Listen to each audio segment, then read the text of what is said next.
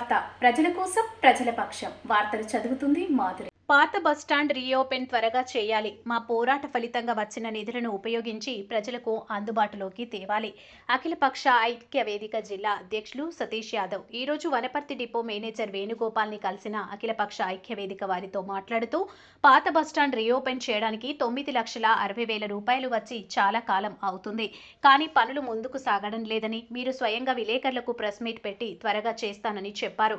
మరి ఎందుకు ఆలస్యం అవుతుంది అని ప్రశ్నించిన ఐక్యవేదిక నాయకులు ఈ సందర్భంగా సతీష్ యాదవ్ మాట్లాడుతూ అంగట్లో అన్నీ ఉన్నా అల్లుని నోట్లో శని ఉన్నట్లు 3 సంవత్సరాలుగా పోరాడి సాధించిన పాత బస్టాండ్ రీఓపెన్ కొత్తగా వచ్చిన అధికారులకు అర్థం కాక కొందరి ఒత్తిడితో వేరే ప్లాన్లు వేస్తున్నారని, కానీ రాజా రామేశ్వరరావు అది పాత బస్టాండ్ కొరకే లీజుకి ఇచ్చారని, దాన్ని మార్చడానికి వీలు లేదని డిఎంకి మరియు ఆర్ఎంకి తెలియజేశారు.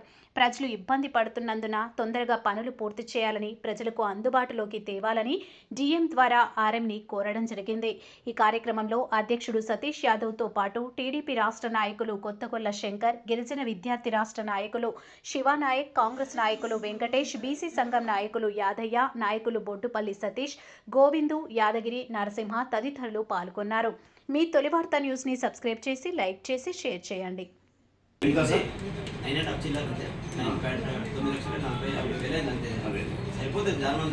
అంతే సార్, ఈ మధ్యలో ఏమో తోయినట్టున్నారు, మోరీ తీస్తున్నట్లు రాతలకి.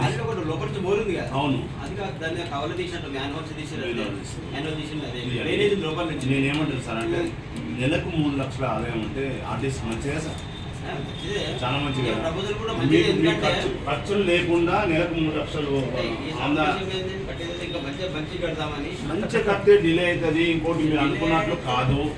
మేమేమంటున్నామంటే ప్రజలకు ఉపయోగపడాలి తప్ప, ప్రజలకు ఉపయోగపడుతూ మీకు ఆదాయం రావాలి సార్ ఫస్ట్.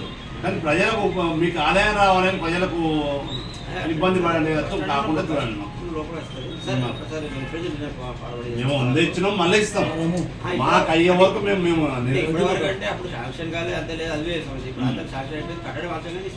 మేడం అయింది కొత్తసారి వచ్చాడు. ఆ మేడం ఉంటే అయిపోతుంది. ఈయన ఆలోచన అందరూ ఒకరికి ఉండగా ఫైవ్ కమిటీ ఉంది కదా సార్. 5 మెన్ కమిటీ అనేది ఆ రోజు డిసైడ్ చేసినప్పుడు నేనున్నా. ఫ్యూచర్ లో మీకు డిలే అయిపోతుంది. ఎన్ని సంవత్సరాలు సార్ పోరాటం అంటే చాలా సంవత్సరాలు ఇచ్చిపోతాం మేము.